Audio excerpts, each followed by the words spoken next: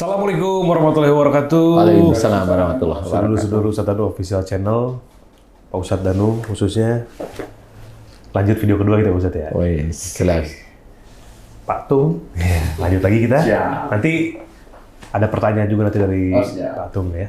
Aman. Semuanya netizen semuanya. Kita lanjut lagi ngobrol-ngobrol masalah yang lagi luar biasa dialami oleh seluruh masyarakat khususnya di Indonesia. Tidak main-main, sudah banyak korban jiwa, banyak yang meninggal. Udah dibahas juga di video sebelumnya, ini lanjutannya. Ini kita bahas sesuatu yang memang lagi anget banget, yang lagi dibicarain semua orang. Ini jadi pro dan kontra. Banyak orang yang setuju dengan statement ini karena banyak juga orang yang tidak percayakan corona. Tapi banyak juga orang yang menyangkal karena juga banyak orang yang percaya dengan corona. Terlebih untuk keluarga, teman, sahabat yang sudah mengalami terkena wabah virus corona. Nah, kita ngobrol sama Pak Ustadz. Jadi kemarin ramai Pak Ustadz, ada statement dari seseorang di sebuah acara televisi, gitu. Makanya sampai viral juga gitu. Orang ini bilang dengan segala pro dan kontranya ya, dari teman-teman seprofesi mengenai orang tersebut gitu Pak Ustadz. Cuma orang ini memberikan statement yang jadi viral gitu di mana-mana. Di-repost oleh banyak akun yang memang akun-akun ini juga memang mempertanyakan tentang virus corona ini. Yaitu adalah orang yang meninggal, pasien yang meninggal di rumah sakit itu bukan karena virus coronanya, tapi adanya kontradiksi atau kontraksi dari obat. Interaksi obat yang banyak, karena kan kita tahu nih kalau orang yang kena corona kan dikasih obatnya banyak banget tuh Pak Ustadz. Vitamin lah apa, juga nggak tahu ya apa aja dikasih. Itu katanya yang menyebabkan orang itu meninggal karena adanya interaksi obat yang berlebihan. Nah sehingga orang berpikir, oh iya juga ya, yang ngelihat obat segitu banyak masuk ke mulut, telan.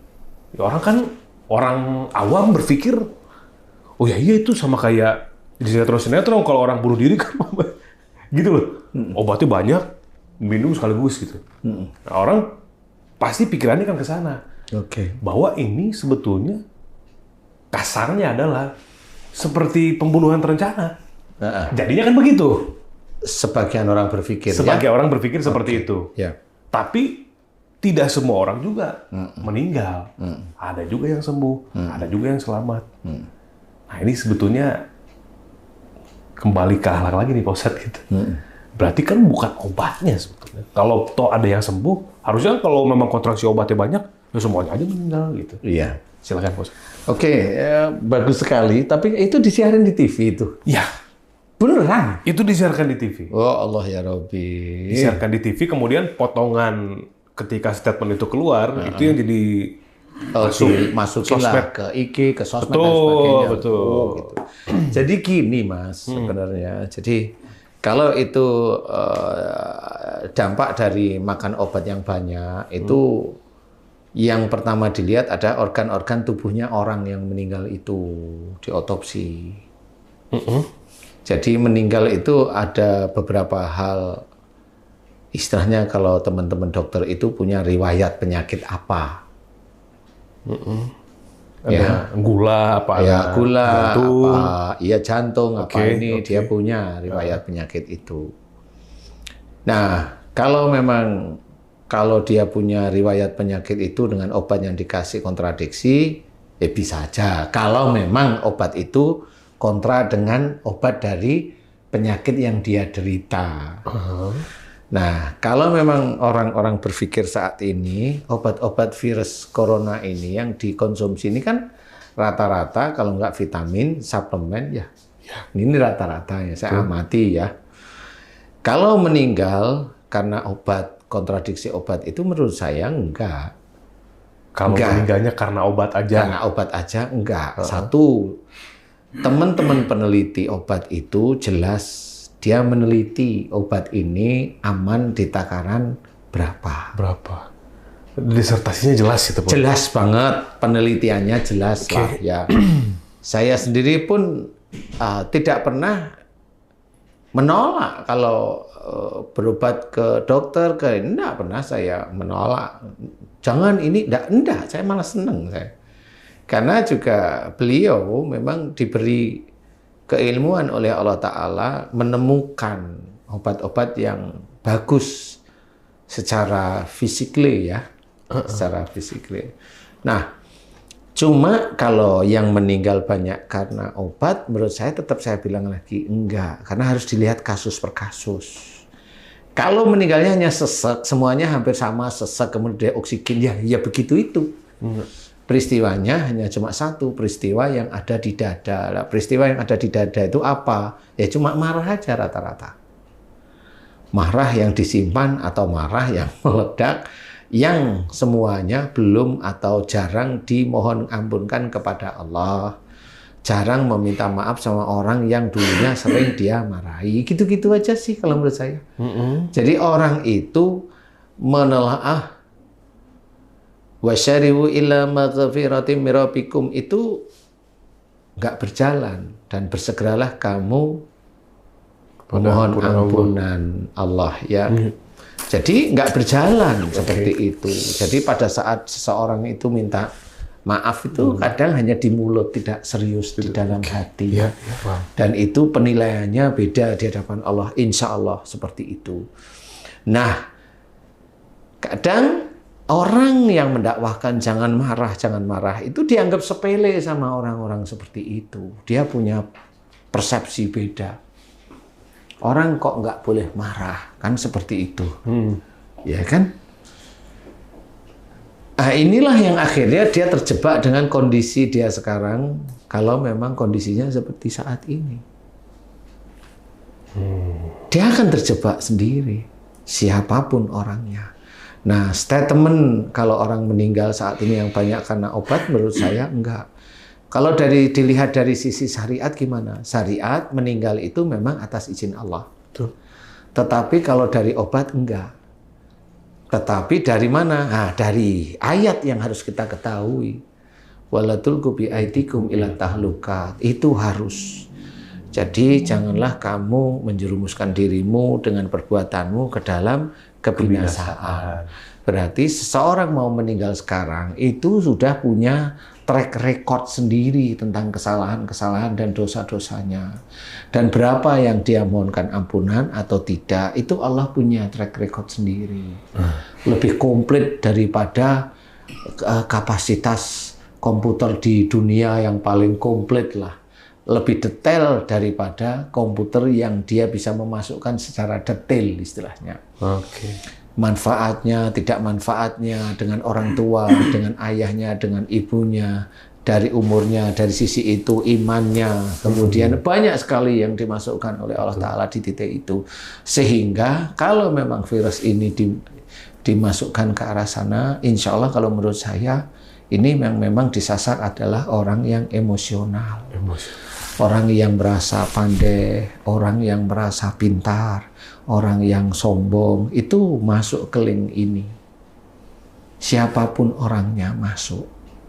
Nah, kita harus belajar di situ. Sehingga statement dari orang tersebut yang saya tidak tahu itu tidak bisa dikatakan obat. Karena obat secara pemakaian aman sebenarnya. Iya. Dan kalaupun misalkan orang itu punya penyakit bawaan, kan ditanya dulu nih. Iya. Bapak ada jantung, ada diabetes, oh ada. Kalau tetap dikasih, akhirnya tetap meninggal, ya memang itu memang sudah kodarnya ya, seperti itu. Ya memang seperti itu. Jadi jangan menyalahkan seseorang yang saat ini baru berusaha untuk sembuh dari COVID, mencegah COVID. Jangan diinikan semuanya, termasuk kita ini kan setiap saat tes.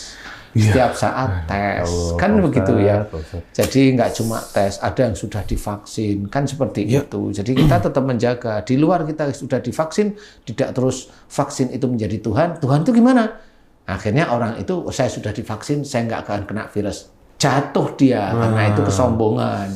Itu rata-rata orang banyak yang sakit atau setelah divaksin itu ya memang itu dia. Ada keyakinan di luar Allah. Di luar Allah. Nah, itu menuhankan vaksinnya, tidak boleh, ya, tumbang dia.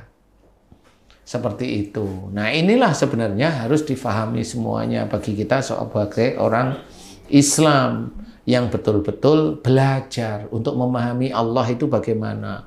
Walaupun kita tidak akan sempat tahu betul, tapi dari Quran, dari ayat-ayat Quran yang diturunkan ini kan petunjuk bagi kita untuk berpikir sebenarnya.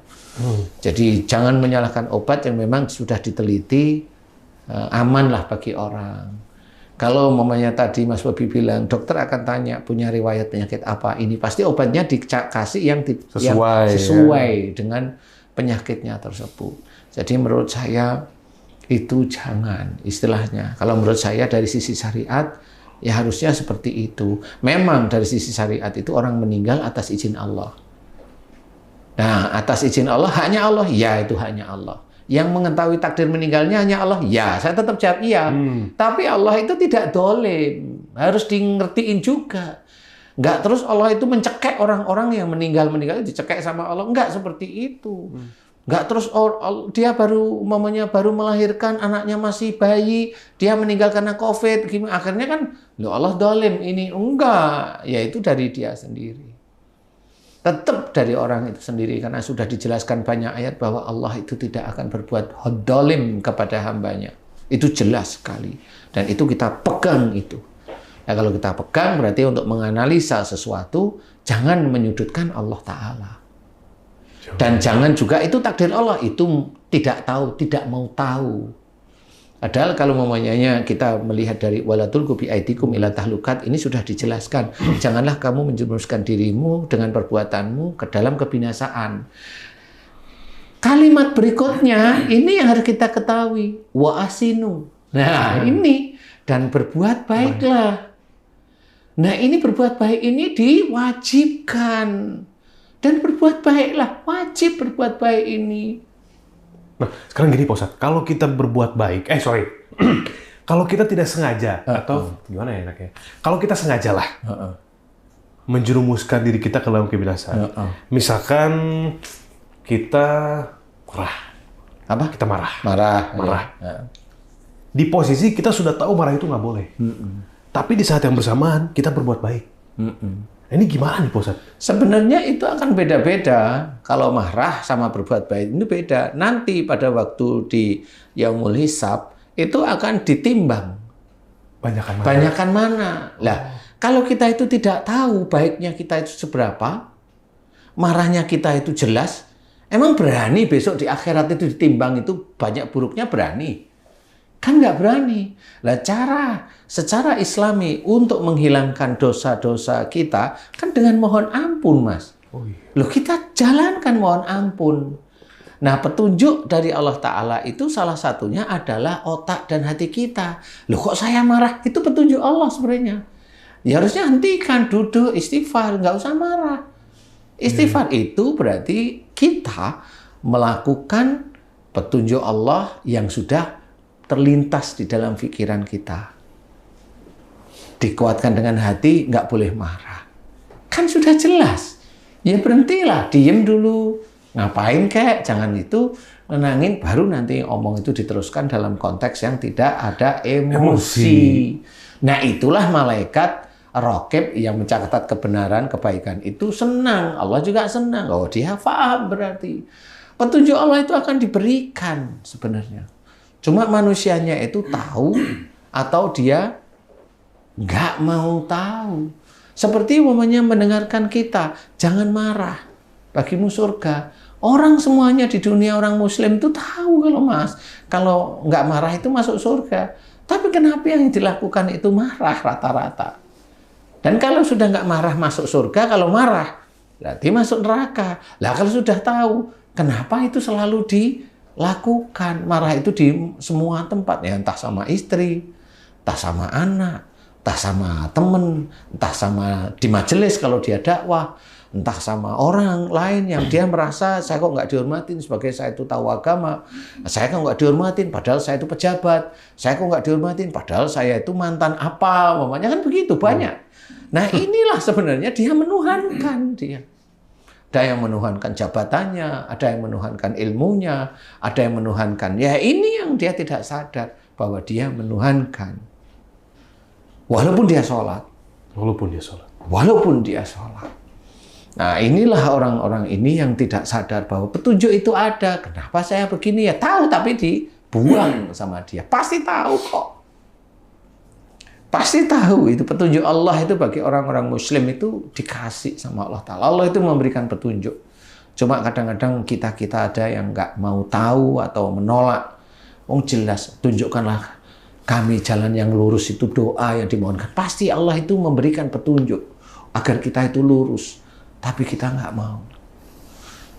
Suatu ketika dia itu dapat proyek, dia nyuruh anak buahnya cari ini efisiensi di sini nanti begini. Dia suatu ketika dia pagi siang di situ, di siang itu dia begitu. Dia waktu buka YouTube, mamanya lihat ada dengar korupsi itu tidak boleh. Dia dengar korupsi tidak boleh. Dia tahu yang dia kerjakan itu korupsi. Tapi ya dibuang aja, dia nggak mau tahu. Saya nggak korupsi. Saya kan ngajari efisien. Lah efisiensi itu uangnya kemana? Kan begitu harusnya. Nah, petunjuk itu tuh Pak Ustadz itu. Petunjuk itu kan, misalkan orang mau korupsi, tiba-tiba ada petunjuk itu. Nah, petunjuk itu datang tuh salah satunya bisa karena kebaikan yang dilakukan oleh orang itu atau? Iya, bisa aja karena dia sholat. Itu tuh. Ya. Karena dia sholat. Gitu, petunjuk itu Allah lewat banyak ragamnya. Banyak ragamnya. Bisa lewat dari tayangan. Bisa lewat tayangan. TV atau apa, obrolan dengerin orang ngomong. Iya, atau sengaja, gitu. Dia pulang, istrinya cerita, "Pak, tadi ngaji tentang orang-orang yang korupsi tuh. Itu orang-orang yang kepegang KPK ini." Dia tahu. Tapi ya cuek aja, itu petunjuk itu. Nah, dia tidak berpikir, saya kerja di sini kok cari begini, dan dari efisiensi itu sebagian untuk saya. Lah ini kan korupsi sama. Kan sama. Sebagian untuk saya, sebagian kembaliin ke negara. Kayaknya sebagian bukan ke negara deh. Sebagian ke ownernya umpamanya. Umpama loh ya ini ya. Lah itu kan sama kong kali kong. Dan dia nggak tahu kalau itu petunjuk. Bahwa cerita istrinya itu petunjuk. Cerita ini, dia lihat TV tiap sore, ada yang ketangkep KPK, itu petunjuk. Tapi dia tidak merasa. Malah kadang-kadang petunjuk itu malah dijadikan strategi. Gimana caranya nggak ketahuan? Ya malah tahu loh, ini pinter loh. Patung itu pinter malah tahu. Misalnya dia lihat. Ya, salah ya saya. Iya. Malah tahu ya. Kurang lebih begitulah. Jadi misalkan di tayangan itu dia dikorupsi karena ini, dia inspirasi gitu ya. Berarti saya nggak boleh begini nih, gitu ya. Cari cara lain. Gitu malah. Berarti nanti ngirimnya uang lewat, nah kan begitu ya gitu ya. Bener. Iya sama kayak jerumus. Sama kayak apa? Tayangan apa gitu, Ustaz? Joker? Apa? Yang versi Batman The Dark Knight itu kan ada akhirnya orang yang terinspirasi dengan si Jokernya ini, bahwa sebuah tayangan itu tidak lantas menjadi sarana berpikir orang, malah orang mengikuti cara untuk menjadi orang seperti itu. Iya. Membunuh orang ada kan yang iya ada orang. Makanya saya nggak ngomong gimana kalau cara transfer uang itu dengan cara yang begini, kan saya nggak terusin. Iya. Karena ya saya takut kalau di sini ada ya dicontoh. Nah itu. Nah padahal sudah begitu cara seperti itu ya dia langsung Bismillah, mudah-mudahan nggak ketahuan. Pakai Bismillah loh dia. Ketahuan. Nah, coba tanyain tuh yang begitu Bismillah. Dia doa, ya Allah, mudah-mudahan di proyek itu saya banyak mendapatkan rezeki yang halal dan thayyib. Di proyek itu. Padahal rezekinya ya tiap bulan sudah segitu. Dia minta mau yang banyak itu doanya, berikan saya rezeki yang halal dan thayyib, ya Allah. Ya dia dari efisiensi, dari yang ngambil-ngambil itu kan dapat di akhirnya. Nah ini rezeki anak soleh. Ada lagi tambahannya. Lah, itu siapa yang ngomong itu? Nah, ini banyak bergulir di antara leng gitu. Banyak ini rezeki anak soleh. Dari mana solehnya? Dari Bismillah, dari sholat. Coba kamu runut beneran itu. Soleh kagak. Kamu munafik di hadapan Allah Ta'ala. Kan begitu. Rezeki kan tiap bulan udah dikasih. Tidak lantas ucap Bismillah kemudian harta itu jadi halal. Jadi halal, ya enggak. Enggak lihat proses. Ya tetap nyuri itu. Nah, inilah kita harus pahami orang yang berstatement tadi dengan obat-obatan itu katanya kebanyakan katanya ini barangkali saya yakin orang tersebut nggak meneliti. Saya yakin ini keyakinan saya aja sih. Orang tersebut satu nggak meneliti, tidak turun secara langsung. Dia hanya melihat banyak orang meninggal, kemudian dia berasumsi sendiri. Seperti itu. Kemudian yang jelas mungkin ketauhidannya dipertanyakan. Ya, ketauhidannya dia dipertanyakan. Nah, ya wong kita sendiri yang muslim itu untuk belajar untuk lillahi ta'ala aja susahnya setengah. Bener. Kan gitu ya. Apalagi orang yang asal ngomong. Orang asal ngomong itu kan polemik sebenarnya. Kalau memang nggak tahu ya mending nggak usah cerita. Nah itu orang yang bertauhid itu harus seperti itu. Kalau nggak tahu nggak usah cerita. Kalau tahu bercerita gimana ketahuan itu, ilmu itu diberikan mengajak orang itu untuk kembali ke jalan Allah. Nah itulah dakwah. Itu dakwah walaupun cerita tentang kematian. Dakwahnya kembali ke jalan Allah Ta'ala. Walaupun cerita tentang COVID, tetap dakwahnya kembali pada jalan Karena Allah. cuma itu satu-satunya Karena cara. memang ya itulah dakwah. Ya. Kembali ke jalan Allah. Ke jalan Allah kembali itulah dakwah. Bukan dia dakwah, tapi merusak saudara yang lain. Lah dakwah gimana? Ya nggak bisa seperti itu. Jadi dakwah itu mengajak orang untuk kembali ke jalan Allah Ta'ala. Tahu umpamanya bercerita bahwa COVID ini adalah rencana Allah Ta'ala agar tahu bahwa besok itu nanti di Mekah, di Masjidil Haram, di Madinah itu sepi dari pengunjung yang umroh ataupun haji. Nah, di sini cara Allah mengingatkan bahwa ada hadis yang dulu disampaikan oleh Rasulullah Muhammad SAW melalui Jibril dan itu dari Allah Ta'ala pasti. Dan disinilah harus kita ketahui bahwa itu tanda dari Allah Ta'ala. Bagaimana setelah tahu kalau ini dekat akhir zaman, bagaimana kita mencetak diri kita itu lebih serius untuk dekat kepada Allah Ta'ala. Tidak hanya cuma dengan sholat. Apa yang kurang di kita? Kurangnya di kita itu ngomong kasar. Harus dikurangi. Ngomong semaunya sendiri. Harus dikurangi. Nggak ngomong, nulis di medsos. Sama aja. Bikin masalah, runyam, viral. Kalau udah viral nanti endorse macam-macam masuk. Loh, iya kalau orang lain, wallahu a'lam ya, saya nggak tahu ya. Ini kan harus dilihat. Orang menyebarkan sesuatu di YouTube, mengajak orang itu berpikir ingin kaya. Maksudnya hanya melihat kekayaan aja. Itu kan juga manfaat apa enggak. Dan itu bagi mereka berguna enggak di hadapan Allah Ta'ala. Wallahu a'lam, tapi saya bercerita. Ya begitulah. Ya. Nah ini yang harus kita ketahui. Kalau menceritakan sesuatu, saya yakin orang yang bicara tadi, satu, dia tidak turun langsung. Sehingga nggak tahu keadaannya. Kenapa? Mereka tidak melihat teman-teman dokter yang menangani COVID itu juga banyak yang meninggal. Iya. Paham ya? Paham. Karena saya juga punya teman dan beliau juga heran. Kenapa teman-teman saya dokter juga banyak yang meninggal ya, Ustadz? Teman saya loh. Siapa? Profesor loh. Padahal mereka akan terjaga ya. Lah.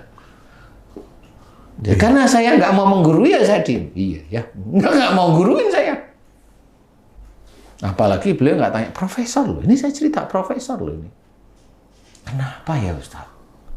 Meninggal. Dan dia ahli penyakit dalam. Dan nggak satu Ustaz. Banyak teman saya. Saran Ustaz? Prof, jangan marah. Tapi kalau saya lihat profesor, kayaknya profesor jarang marah. Insya Allah aman dari COVID. Saya ngomong gitu aja langsung. Bersyukurlah pada Allah. Jangan marah, itu aja. Dan jangan merasa pandai. Udah itu aja. Siapa profesornya, saya nggak perlu ngomong. Karena itu saya anggap teman dekat. Dan itu memang, kalau beliau kan dari sisi syariat memang kan nggak begitu paham bener ya. Tetapi dari sisi perilaku yang sehari-hari itu memang saya melihat beliau nggak marah, kan tahu saya memang beliau nggak hobi marah. Orangnya begitu karakternya gitu ya. Emang karakternya nyantai, begitu, gitu nyantai begitu. Barangkali di rumah istri beliau juga nggak bikin kompor yang meledak gitu loh. Kenceng banget tuh. Siapa tuh? Iya. Beliau itu hanya cukup megang itu suntikan, obat-obat resep. Kan ada orang MNC, dia harus ngarahin acara, pulang ngepel, nyetrika. Padahal ya digaji istrinya loh. Gajinya itu dikasih siapa sih Pak Haji? Merah loh mukanya. Iya kayak gitu maksudnya ya. Iya. Sama ini Pak Ustadz, alhamdulillah, insya Allah kita dapat penjelasan nih bahwa itu dipertanyakan ya Pak Ustadz ya, balik lagi Iya, yang disampaikan Pak Ustadz. Nah, dipertanyakan aja. Dan jangan nggak usah polemik. Umpamanya ada orang nggak suka atau dia diinterogasi, nggak usah jadi polemik, udah biasa aja. Biasa aja kan gitu ya. iya. Nggak usah terus, itu nggak disukai sama pemerintah tuh, pasti digini. Lah, kan jadi nyulut api lagi. Bisa nggak sih nenangin kan gitu ya. Kayaknya emang kalau udah berhubungan sosial media jadinya kayak jadi huru-hara jadi masalah. Iya. Jadi harusnya kan masalah besar dikecilin, masalah kecil Ya tetap kalau bisa dikecilin lebih. kecilin lagi. Cekilin lagi. Ini masalah kecilnya gede. Karena apalagi kalau kita sering mendengar bahwa di surga itu banyak orang yang nanti yang ahli surga itu akan selalu memuji Allah. Lah di dunia itu gontok-gontokan gimana muji Allahnya? Nggak sempet, Bos.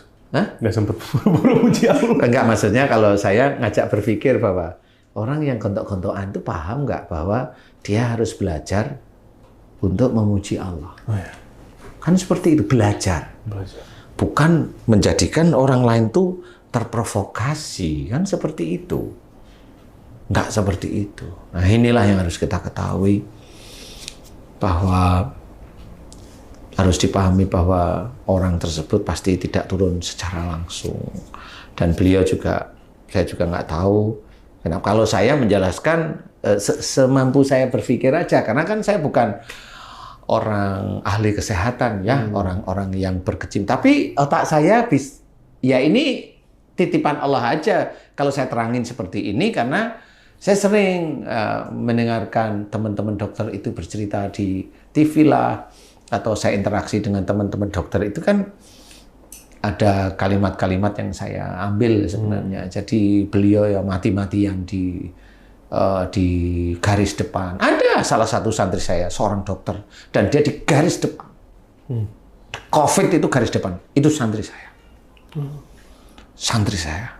Dan dia, alhamdulillah, sampai sekarang diberi kesehatan oleh Allah Ta'ala, khususnya tanpa kena COVID. Dan saya selalu bilang, terakhir kemarin, video callan, saya bilang, jangan marah ya, jangan merasa pandai. Insya Allah Ustaz, doakan mudah-mudahan saya tetap bisa dijaga oleh Allah Ta'ala. Saya tidak emosi, tidak geminter, tidak sombong. Jagalah. Itu pelajaran bagi kamu. Saya tetap bilang, itu santri saya. Saya bilang santri saya, bukan teman. Itu santri saya. Dan alhamdulillah dijaga sampai sekarang sama Allah Ta'ala. Di garis depan, dan dia bilang, Ustaz, teman saya banyak yang meninggal. Dokter. Kayak ngantri gitu, Bos. Iya. Kayak nunggu giliran jadinya. Iya. Kayak bukan jeda ya, nggak ada tabir, nggak ada tembok antara yang sakit sama yang menolong ya, nggak ada, sama aja. Jadi ya saya cuma pesan, jaga ya, insya Allah Ustaz, doain ya, amin, mudah-mudahan nanti dilindungi Allah, gitu. Sampai sekarang ini 1 tahun lebih, ya. Hampir 2 tahun berarti ya. Nah inilah yang saya ceritakan. Jadi tetap harus dijaga. Seperti itu. Pak Tum, ada yang mau ditanyakan? Nah, Ada yang mau ditanyakan? Kayaknya gelisah aja duduknya nih. saya agak takut mau nanya. Kenapa? Saya dengar penjelasan Pak Ustadz yang mengenai COVID ini merupakan pola yang sudah diatur oleh Allah, yang disusun oleh Allah. Kalau ada orang yang masih mau menyalahkan COVID itu sebagai penyebab kematian, berarti dia menyalahkan Allah, Pak. Iya. Bagaimana hukumnya? Kafir. Allahu Akbar. Siapapun orangnya, nggak boleh yang lain. Karena dia tidak yakin bahwa kehidupan ini yang ngatur Allah. COVID yang ngatur Allah. Yang bekerja malaikat. Kalau COVID itu disalah-salahkan, ya dia dengan tidak secara langsung dia menyalahkan Allah. Nggak, salah. Itu sebabnya akhirnya para ahli itu mengatakan bahwa kematian itu bersama COVID, tapi penyebabnya justru orang itu sendiri. Bawaan iya, orang sendiri. Kanker. Betul. Kalau itu yang membedakan akhirnya, Pak. Iya, sebenarnya nggak harus penyakit bawaan. Kadang-kadang penyakitnya nggak muncul.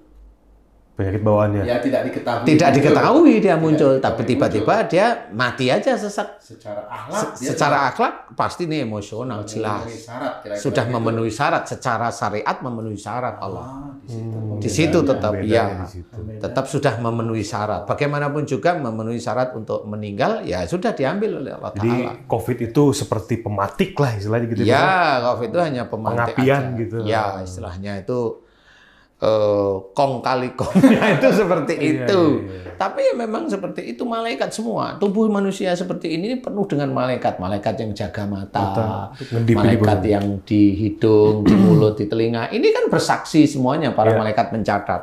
Yang di otak, yang di tangan, yang di perut, yang di hati, yang di usus, yang di jantung. Semua malaikat yang di tenggorokan. Ya, memang tenggorokan ada malaikat. Lah orang batuk itu dari mana? Kan orang nggak pernah tahu. Nah, malaikat yang di sini inilah. Makanya di situ kita harus memahami bahwa manusia itu yang jaga betul-betul malaikat. Nggak usah minta Allah menjaga lagi dengan malaikat. Wong tubuhnya itu sudah dijaga oleh para malaikat. Wong kamu yang dijaga malaikat aja masih belangsatan kan begitu. Masih ada kacau, masih ada begini, masalah. Berarti gimana ya? Malaikat itu hanya untuk menggerakkan atau mencatat organ-organ di mana organ ini tidak berfungsi sebagaimana akhlak yang dia kerjakan. Jadi, kalau dia kalau ngomong tuh ngotot, wah, nanti dia batuk. Iya. Kan gitu. Kalau dia emosional, ngotot emosional, nah, nanti ada di sini. Kalau ada bilang, Ustadz, ada teman saya emosional tapi kok nggak kena virus, itu ujian bagi kamu yang di sekitarnya. Kamu mau marah apa enggak dengan temanmu seperti itu? Cukup dimengerti itu, nggak usah menyalahkan, biarin aja dia dengan gayanya. Wong besok kalau temanmu itu mati, kamu juga kalau diajak mati nggak mau. Ngapain dipikirin? Nggak usah dipikirin kan gitu ya. Ya nggak usah protes yang seperti itu. Ya biarin aja. Gitu maksudnya Mas. Jadi inilah yang harus kita ketahui bahwa jangan menyalahkan COVID. Tapi kalau mengantisipasi boleh. Tapi ya tetap harus dengan syariat yang baik. Iya. Mengantisipasi dengan obat silahkan. Itu kan cara orang-orang yang punya pikiran lebih maju itu lewat itu. Kalau saya gini, saya nggak punya pikiran maju ya saya lewat syariat aja lah. Bener. Kayak ini Pak Ustadz. Orang itu kan ya sebanyak ini orang di dunia ya. Nggak usah ngomong dunia, Indonesia deh. 300 jutaan lah. 33 provinsi lah. Ada orang berpikir bahwa COVID ini bentuk propaganda, dibikin sama ini untuk begini-begini lewat mutasi segala macam, lewat serum segala macam. Tapi sebetulnya jika kita kembali ke Allah lagi, semua yang terjadi atas izin Allah. COVID ini walaupun datangnya mungkin saja, misalkan nih gitu ya, ditemukan dari hewan, Allah mengizinkan lewat hewan itu, ataupun memang segala teori sah-sah saja. Silakan Itu saja. dari Allah. Ya. Maupun orang yang nyebarin pun itu sah aja. Sama seperti orang sakit, misalkan cancer, orang sakit jantung, sama orang kena sihir. Sihir kan istilahnya ada perantaranya. Ada orang yang menyuruh, dukun ngirim. Itu juga kan terjadi atas izin Allah untuk membetulkan akhlak orang tersebut. Sebenarnya larinya ke arah sana. Intinya semuanya kan betul. atas izin Allah. Dari manapun itu, ya itulah Allah yang memiliki izinnya. Iya, benar. Untuk pesan memperbaiki akhlak orang-orang untuk lebih baik lagi. Iya, benar itu. Intinya begitu maksudnya. Jadi memang nggak bisa untuk bahwa COVID harus diselesaikan dengan ini. Oh, enggak sih, biasa aja. Apa yang terjadi ya sudah ikutin. Pemerintah kita nggak gerombol-gerombol untuk ini. Ya ikutin aja, nggak apa-apa kok. Upaya ya, Pak. Kan upaya untuk menjadi baik, bukan mau memecah belah. Enggak ada. Kalau mamanya Mas Bobi udah divaksin belum? Pak Tung udah divaksin belum? Itu kan upaya aja sebenarnya. Itu kan, udah divaksin belum Mas Bobi? Aku belum, Pak Ustadz. Tapi per hari ini baru dibuka di wilayah rumahku tuh pendaftaran untuk hari apa tadi tuh? Hari Kamis. Oh gitu. Tapi belum vaksin, tapi di tempat kerja tuh seminggu tuh 2 kali antigen. Iya. Seminggu 2 kali, kemudian juga ya seperti biasa lah upaya vitamin dan lain sebagainya. Karena memang bayangkan kenapa Ustaz, bener Iya, ini bener-bener serius. Ini bener-bener serius. Kali ini bener-bener serius. Saya bilang sama Pak Ustadz waktu 2019 pertama ada COVID tuh kita masih bisa jalan kemana, masih bisa, hanya saja mungkin karena awal pertama kita kena COVID itu kita jadi kayak, waduh kok gini banget gitu ya kayak. Tapi yang sekarang sudah lebih terbiasa dengan COVID-nya, cuma secara penerapan lebih tegas, betul kan Pak Ustadz? Iya. Jalan-jalan banyak yang ditutup dan lain sebagainya. Iya benar. Ini banyak yang dibatasin dan lain sebagainya. Tapi baik lagi, kalau kita, udahlah, ini insya Allah yang terbaik dari Allah tuh tenang buat Pak Ustadz. Iya. Tapi permasalahannya adalah, tidak semua berpikir seperti Iya itu. memang, betul. Sebetulnya sayang ya. Iya benar. Yang nggak sayang, memang hidayah itu atau petunjuk itu sebenarnya ada. Cuma orang kan mengabaikan, Mas. Dia percaya sama Allah, tetapi kadang-kadang nggak percaya dengan apa yang ditulis dalam Quran. Nah, kan bingung juga. Nah itu tuh. Kan gitu Iya, ya. benar-benar. Nggak percaya, yang ini nggak gitu. Menolak dia. Jadi terpisah ya sama Allahnya yakin, tapi sama Yakin tapi sama Qurannya enggak. Maksudnya bukan Qurannya ya, ayat-ayat dalam Ayat-ayat, Quran itu betul, dia betul, nggak percaya. atau mungkin memaknai sendiri gitu ya. Yang menguntungkan Yang gitu buat menguntungkan dia, ya, lah iya. ya. Kalau mamanya kita lihat aja, wa ma asabakum min musibatin fa bima kasabat aydikum. Apa saja musibah yang kau terima itu disebabkan dari buah tanganmu sendiri. Orang tuh nggak mau dibilang, itu kan karena kesalahan. Enggak, gitu. Iya. Itu kan menolak ayat itu sebenarnya. Betul. Lah kan ayatnya seperti ini. Wah, emang lu tahu dari mana? Lah itu ayatnya cerita. Emang Allah ngomong sama kamu. Lah kan dalam Quran. Emang kamu nabi? Ada aja yang diucapkan menolak ayat seperti itu. Iya, iya, betul. Kan begitu. Lah guru saya aja yang sekolah di luar negeri di Arab sana aja nggak ngomongin masalah ayat itu. Lah kan nggak tahu namanya petunjuk Allah itu kan banyak lewat apa saja kan begitu. Lah yang Allah alam sebenarnya di situ kan kita nggak bisa tahu. Kalau memang itu benar ayatnya, loh kenapa nggak diimani? Kenapa ditolak? Padahal kalau ditolak masuk ayat yang lain. Atiullaha wa rasul fa in tawallau fa innallaha la yuhibbul kafirin. Taatlah kepada Allah dan Rasul. Taat kepada Allah dan Rasul. Allah taat pada Allah berarti taat kepada perintah Allah yang ada dan menjalankan yang ada dalam Quran. Taat pada Rasul berarti menjalankan sunnah. Fa in tawallau, jika engkau berpaling. Berpaling itu dulunya itu ngikutin. Kemudian nggak mau, gitu loh. Yeah. Berarti ayat ini untuk orang Muslim. Islam. Iya, untuk orang Islam, betul. Loh harus difahami. Fa in tawallau, jika engkau berpaling. Maka Allah tidak menyukai orang-orang yang kafir. Lah di situ dianggap oleh Allah Ta'ala itu orang yang menutup. Nggak mau atau kafir, yang sering yang diomongkan dia sendiri sebenarnya. Nyalain orang lain, lah dia sendiri kena. Lah makanya di sini itu harus difahami. Ayat Quran itu petunjuk yang harus kita pahami betul. Gimana kita itu ayat demi ayat itu kita itu mau menjalankan. Diceritakan apa yang diceritakan oleh Nabi, apa yang ini harus kita menjawabnya selalu dengan sami'na wa ata'na. Kan begitu. Bukan pandaian-pandaian ilmu, bukan. Ini Allah yang cerita, bukan pandai-pandaian dari sekolah sana, sekolah. Enggak. Petunjuk itu dari mana aja bisa. Jadi jangan ngomong, oh guru saya nggak ngajarin gitu. Lah ya kan nggak bisa disalahin gurunya. Kalau memang gurunya nggak tahu mau nyalain siapa lagi. Nggak bisa kan, guru saya dari sono no. Kan gitu. Lah, ini kok malah ayal-ayalan guru sih? Lah kalau memang itu ayatnya begitu, ya sudah kita sami'na wa ata'na, berarti masa ada orang sakit itu ditakdirkan Allah karena Allah nggak suka. Nah, kan akhirnya itu sakit itu kesannya Allah dolim sama orang itu. Lah Allah sudah menceritakan dalam Quran Allah tidak dolim sebenarnya. Lah harus dimengerti. Lah kan ketemunya harusnya oh iya ya orang itu banyak salah banyak dosa. Ya mau ngakuin susah amat sih. Kalau sudah punya ilmu agama, terus nggak ada dosa begitu. Ya enggak. Ya tetap ada. Cuma kita nggak tahu aja. Ya caranya ya lewat itu. Belajar, dan belajar. Kalau ada salah, mengakui, mohon ampun. Ada salah, mengakui, mohon ampun. Terus-menerus. Ya itu kan tahap belajarnya seperti itu. Betul. Nanti lama-kelamaan, bukan lama-kelamaan, sedikit demi sedikit diberi petunjuk Allah. Dijalanin, beri petunjuk, dijalanin, diberi hidayah, dijalanin, beri hidayah, dijalanin. Akhirnya nanti rahmat diberikan oleh Allah Ta'ala. Nah, inilah yang jarang sekali kita diberi pemahaman oleh orang-orang yang pandai-pandai ya. Sehingga nggak ngerti.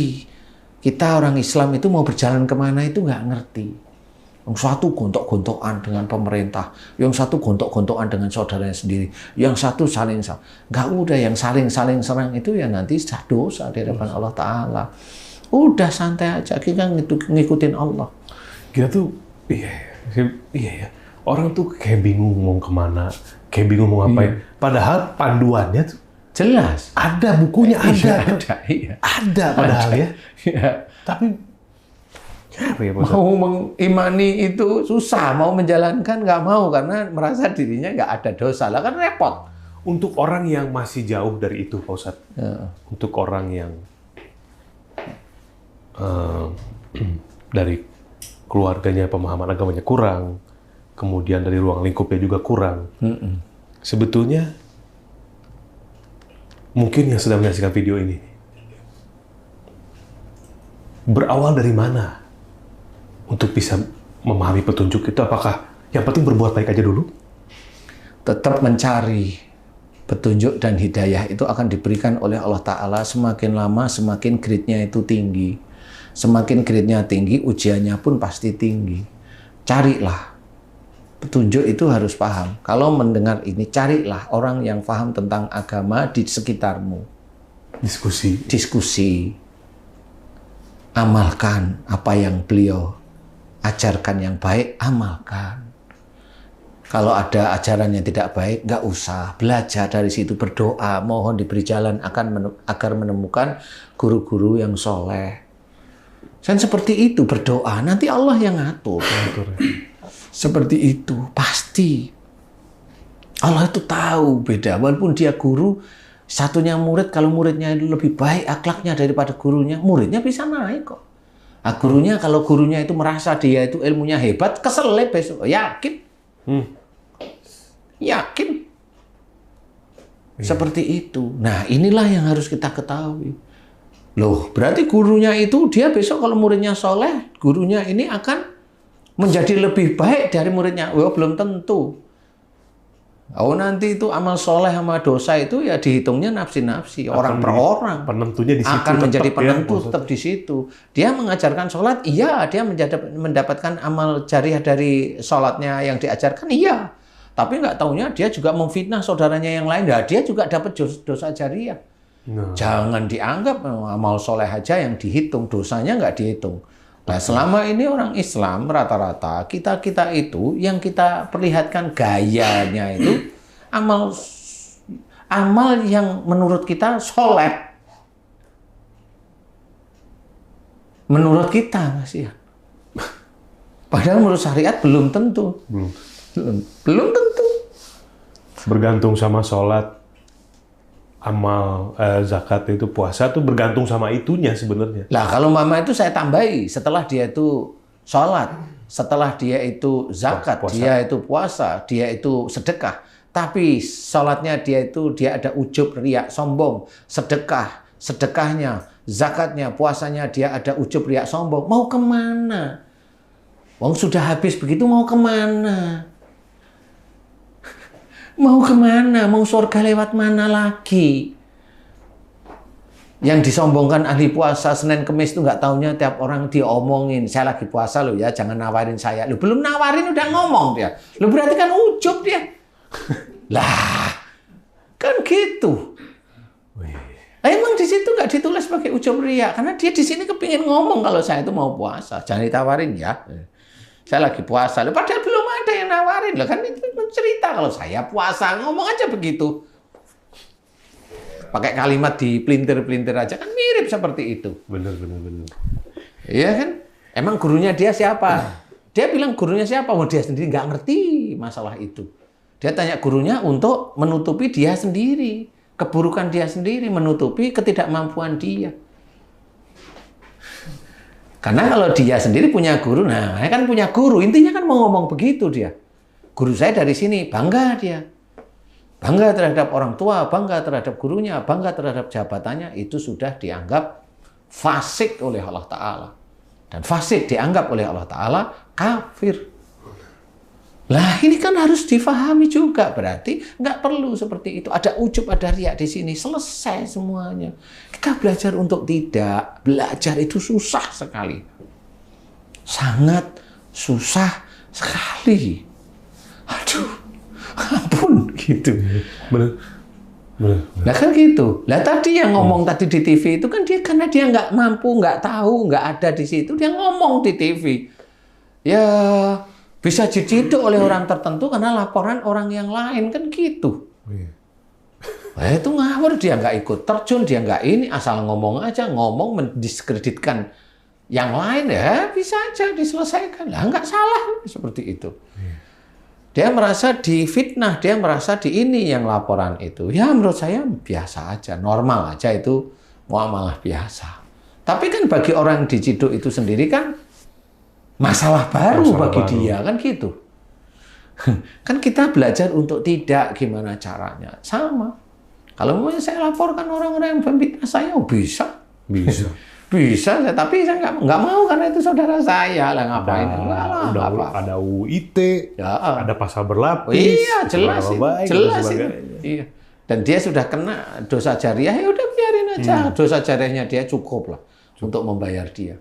Dan selama yang dia katakan itu salah dengan saya, dari saya itu, selama berjalan proses ini terus, dia kan nggak sadar bahwa semua dosa-dosa saya itu diberikan oleh Allah Ta'ala kepada dia, kepada mereka. Kalau dosa saya itu habis, menurut hadis tersebut, amal soleh mereka diberikan kepada saya. Makanya saya nggak mau balas. Karena saya tahu dan saya menunggu dari hadis ini kebenaran. Saya tunggu. Kebenarannya di mana itu hadis itu? Di akhirat. Saya tunggu kebenaran hadis itu di akhirat. Baik, karena hadis itu sulit sekali untuk diterjemahkan di dunia itu sulit, tapi di akhirat nanti. Seperti itu. Ada yang lain pernah? Ada chip, ada yang mau. Ini baru mau nanyain masalah chip. Iya. Cuman yang tadi Pak Ustadz sampaikan itu masalah obat itu kayaknya lebih banyak bisa kemana-mana. Maksudnya penjelasannya lebih lebar. Nah yang chips ini sekarang nih, dari pas dengernya aja sebenarnya sih kita udah yang berpikir real ya Pak Ustadz ya. Masalah chip ini kan kayaknya chip masuk ke dalam sebuah cairan vaksin. Ketika masuk berkumpul dengan aliran darah, maka si cairan ini bisa menggumpal, membentuk sebuah jaringan chips itu sendiri. Kayak gitu. Dan katanya di otak. Di otak tempatnya bersarangnya gitu. Jadi si cairan ini terkena cairan tubuh, terkena sel darah, terkena apa? Itu bisa menjadi satu chip lah katanya Pak Ustadz gitu. Jadi itu sudah didesain sedemikian rupa gitu ya. Rangkaiannya. Sehingga ketika masuk dalam tubuh, memang nggak kelihatan kalau lewat serum, tapi ketika masuk dalam tubuh katanya, tapi kan itu kayaknya teknologi apa yang bisa disebarkan ke seluruh umat manusia secara harga juga kayaknya. Kayaknya nggak mungkin senyat itu gitu ya. Ya itu ini pertanyaan dari banyak orang juga nih Pak Ustadz. Nah ini yang paling penting sebetulnya yang mau saya tanyain sama Pak Ustadz. Banyak orang berpikir ulang masalah vaksin karena itu tadi Pak Ustadz, banyak kasus orang meninggal setelah vaksin, kemudian banyak kasus-kasus yang lain yang ditimbulkan setelah vaksin. Ada yang bilang harus cek dulu sebelum vaksin, adakah penyakit bawaan atau misalkan ada alergi dan sebagainya, harus jujur. Ada yang sudah jujur tetap meninggal juga, tetap sakit juga, ya, kayak di keluargaku aja, kakakku peler nggak berhenti setelah vaksin, ketemu jawabannya karena dia banyak berpikir sebelum vaksin. Duh, kenapa ya? Aduh, itu. Takut ini. Iya. Ya emang begitu. Akhirnya ngobrol sama saya. Oh, kayaknya itu. Mama tuh lebih ke pegel-pegel. Lebih ke pegal. Jadi beda-beda nih Pak Ustadz gitu ya. Nah, pertanyaannya adalah waktu Pak Ustadz vaksin, ya, Pak Ustadz udah vaksin?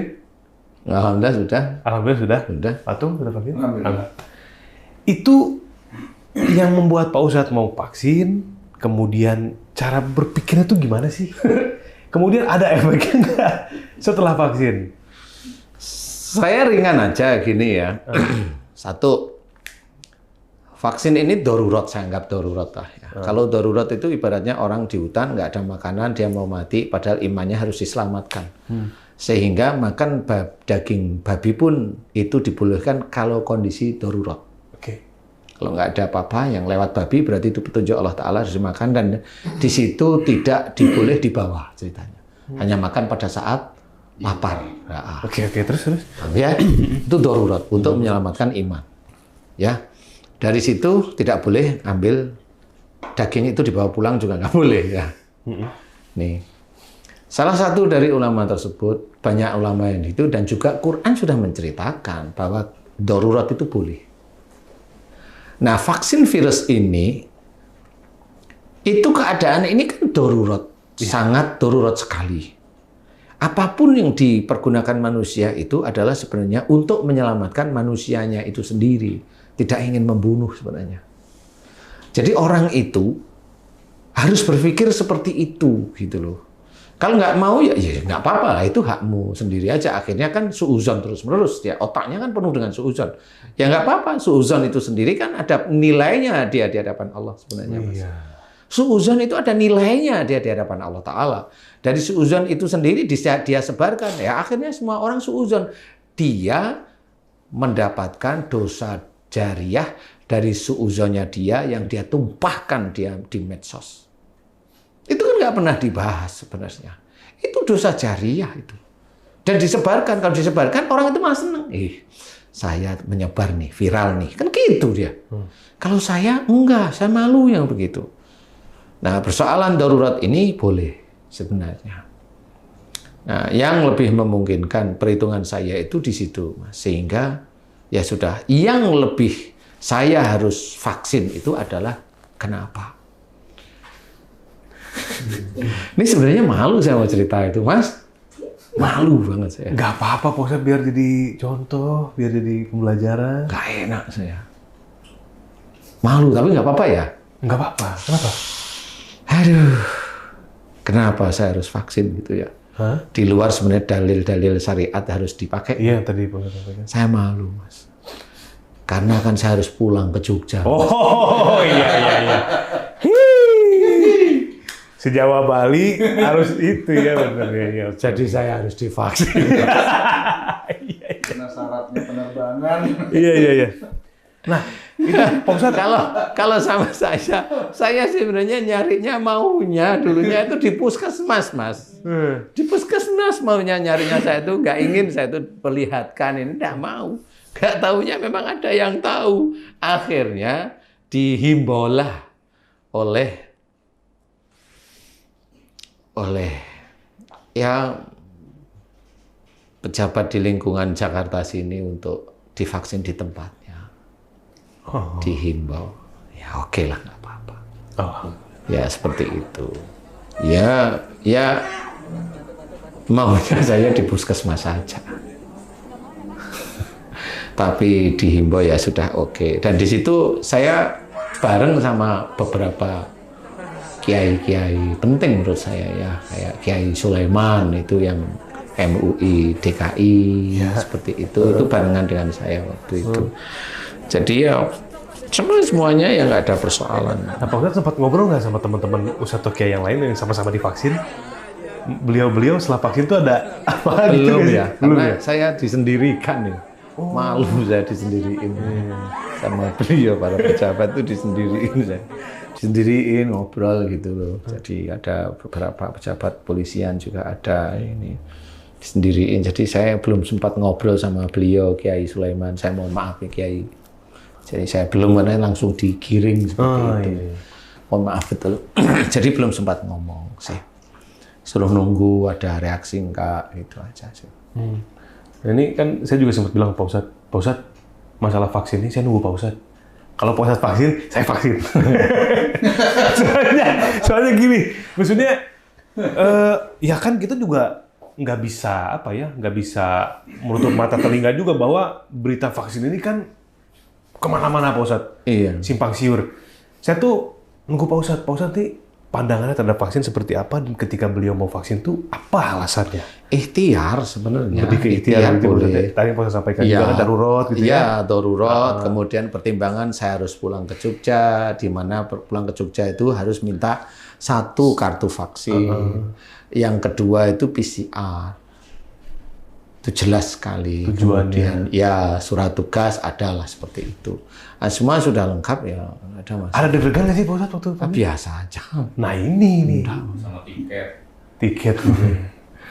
Ya enggak, biasa aja ya. Memang begitu harus dikerjain bagaimana. Ya, sudah tahu kalau ini saya vaksin ini karena saya butuh kartu vaksinnya. Kartu vaksin. Iya, jadi kalau ditanya di bandara, ini ada gitu. Oke, berarti ketika vaksinnya, ketika virusnya, apapun itu kembali kepada akhlak, cuman jangan lupa ini pentingnya untuk yang mau bepergian. Itu penting masalah. Makanya saya itu malu sebenarnya. Itu yang selain syariat itu ya tahu lah masalah syariat, tahu teman-teman para kiai, maaf ya para kiai, para guru-guru. Ya itu paham lah ya, sangat paham sekali ya. Tapi ya yang malu ya itu saya harus pulang. Jadi saya harus naik pesawat. Jadi itu kurang lebihnya. Jadi insya Allah kalau persoalan yang lain-lain sih, chip itu, chip itu enggak mau Sekarang kita berpikir chip sangat kecil sekali. Kalau sangat kecil sekali, itu anggap aja kita bermain logika aja. Sebenarnya Islam itu bisa berlogika. Ada yang logika, ada yang doktrin, tapi ya logika itu sebenarnya banyak yang masuk di dalam Islam. Itu logika dan dijelaskan. Seperti orang sakit itu dari perbuatannya sendiri, itu logika. Logika ya, Bu. Logika yang diterangkan oleh Allah Ta'ala langsung. Makanya salah satunya senjatanya adalah kenapa Rasulullah itu dilahirkan di muka bumi, yaitu untuk menyempurnakan akhlak. Nah itu logika sebenarnya. Kenapa orang yang akhlaknya baik, dia jarang sakit? Ya itu logika. Kenapa orang yang muring-muring, marah ini, bawa sakit? Ya kalau ditanyain bener kok. Rata-rata di Siraman Kolbu banyak yang iya, saya seperti itu. Sangat banyak, hampir 100% insya Allah benar istilahnya. Dan itu bukan berarti saya ngeramal. Nggak ada, saya meneliti. Saya meneliti, Mas. Ibarat saya tulis di buku itu banyak buku. Ini, nanti orang sakit ini karena ini. Ya, ada begitu ceritanya, ada ceritanya. Dan itu bisa dibuktikan. Hampir semua orang yang sakit seperti ini rata-rata seperti itu. Itu logika menurut saya. Dan itu Islam itu menjembatani logika tersebut. Contoh, banyak pasien saya skizofrenia. Skizofrenia itu ada suara yang di kepala, ada suara yang ada di sini. Kan gitu. Kalau secara logika Islam diajarkan bahwa jin itu ada, berarti suara itu adalah suara jin. Kalau teman-teman dokter atau psikiater itu, karena beliau tidak ada ilmu tentang jin, ya nggak tahu, dianggap itu halusinasi. Ya boleh, nggak apa-apa. Saya nggak nyalain. Boleh, karena itu kan keilmuan ya. Hanya beda pandangan dikit aja. Kalau saya tetap itu jin. Kalau halusinasi, dia nggak minum apa-apa. Pernah minum narkoba? Nggak pernah. Betul ya? Betul. Pernah main obat bius? Nggak pernah. Clean. Pernah clear. Clean, tubuhnya bersih. Kenapa ada halusinasi? Nah, itu kan harus dipikirin. Nah, ditemukannya adalah orang-orang yang berhalusinasi itu tergantung bunyi halusinasinya. Kalau umpamanya dia itu bunuh diri, suruh loncat, suruh bunuh diri, loncat.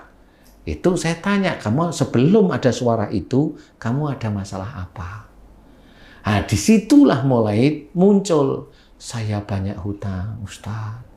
Saya susah untuk bayar ini. Jadi saya setiap hari mikir itu. Kamu nggak bisa tidur waktu itu, saya nggak bisa tidur, Ustaz. Dan ngomong suruh loncat dari gedung tinggi. Lah kan sama. Ya Alhamdulillah, hentikan itu. Serahkan, perbaiki diri, perbaiki iman, perbaiki ibadah, perbaiki semuanya khusus untuk Allah.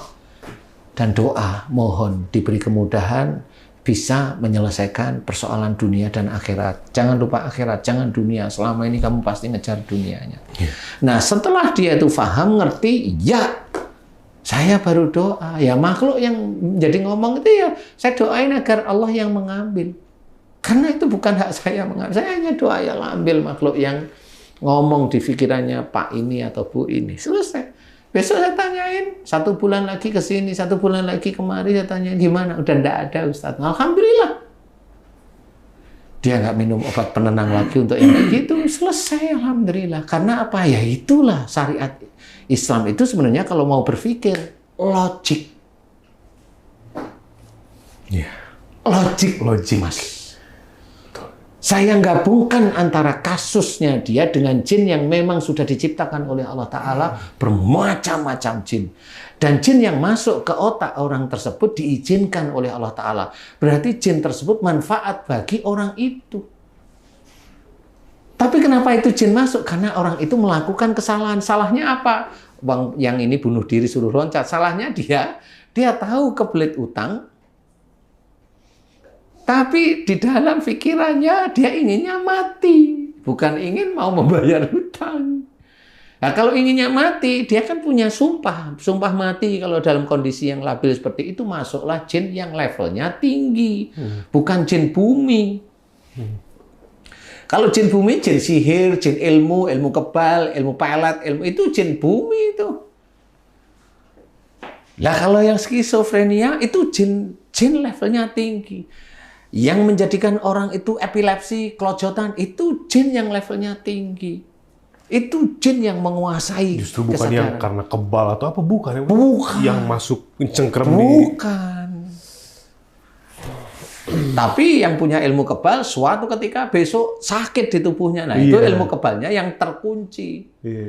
Banyak kejadian ya, banyak kejadian terkunci, nggak bisa ngeluarin. Lah, kan jadi kaku jalannya seperti ini. Nah, itu terkunci namanya. Kebal jadi kebalik-balik. Nah, inilah sebenarnya bahwa Islam itu sebenarnya ada sebagian besar itu logik. Iya, betul. Jadi orang sakit itu bisa diterjemahkan. Jadi bukan, oh sakit, dia mati, takdir Allah. Iya, takdir Allah. Tapi kan ada ayat bunyinya, wala tulqu bi aidikum ila tahlukat, jelaskan. Kan harus dijelasin itu. Nah, itu kan berhubungan dengan kematian. Jelas di situ kan berhubungan dengan kematian. Nggak taunya memang nggak bisa jelasin, ya kan nggak bisa. Antara ayat larangan dengan petunjuk, yaitu jangan menjerumuskan dalam kebinasaan, kemudian ayat selanjutnya berbuat baiklah. Iya. Selalu ada petunjuk ya, ada petunjuknya untuk ada solusi. Solusinya. Dari ada Allah ini, itu ada solusinya. Ada ancaman, ada solusi. Iya. Nah, inilah yang walatul kubi aidikum ila tahlukat, itu biasanya kalau menurut ini meninggalnya bisa aja su'ul khotimah. Nah, kalau husnul. Kalau yang belakangnya di sini dan berbuat baiklah. Di sini meninggalnya besok husnul khotimah. Dan di sini sudah dijelaskan sangat jelas. Tapi kalau orang ya berbuat baik, ya jelek, ya baik, ya jelek, lah itu ditimbang lama-lama. Ya kan ditimbang lama-lama, kan begitu. Jadi orang hidup itu menghantarkan orang tersebut itu ke arah kematiannya. Jadi itu maksud dari ayat tersebut. Makanya yuk berbuat baik. Ayo. Harus ya. Harus belajar. Harus belajar. Mulai sekarang. Mulai sekarang. Kalau tahu acara kita, mulai sekarang belajar. Ya. Karena di akhirat kita nggak ngerti akan berapa orang itu yang masuk neraka itu memang hanya tahunan atau hari. Berpikirlah, dosa itu berapa banyak, berapa tahun dikerjakan, dan nanti kalau masuk neraka, mau berapa juta tahun kalau hidup di akhirat itu abadi. Kan begitu mikirnya. Jadi apapun permasalahannya, apapun kasusnya, apapun beritanya, jalannya cuma satu. Iya, harus pada Allah. Pada Allah lah. Harus pada Allah.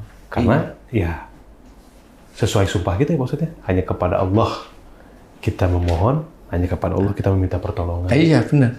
Jadi tidak ada tempat lain, apapun permasalahannya udah serahkan sama Allah. Mudah-mudahan Allah senantiasa melindungi kita ya Allah. Amin. Pak Ustadz dan Ya, amin, ya betul. Jadi betul-betul harus belajar. Semua belajar. Saya pun ya juga masih belajar.